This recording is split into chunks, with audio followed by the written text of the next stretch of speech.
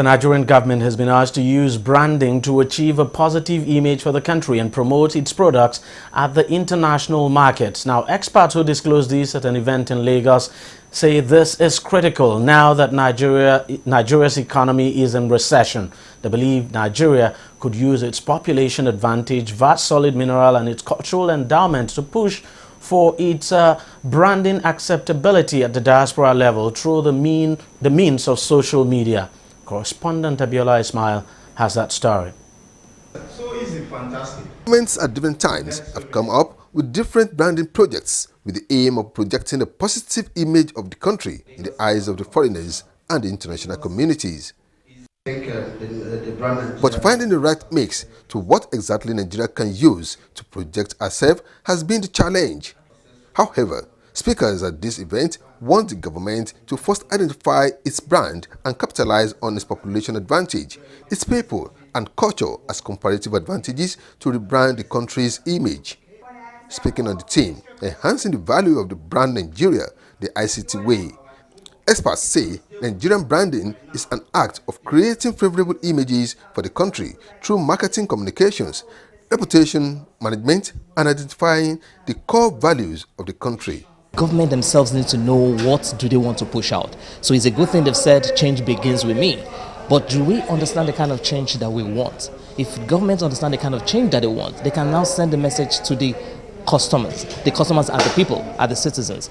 So the government needs to clearly define who we are and what do they want us to be known for. However, when you say government, there's this tendency to think it's just some selected people. But we as individuals ourselves, we need to understand who we are. We need to understand our culture. We are losing our culture. But thank God, we have all these young musical stars coming up with their own different style of music. So once we start knowing that, then we can start preaching buy Nigeria, brand Nigeria, this is Nigeria. Only problem is how do we change the negative perception of Nigeria in the world eye? Everybody you talk to says Nigeria, oh, corrupt. Excuse me.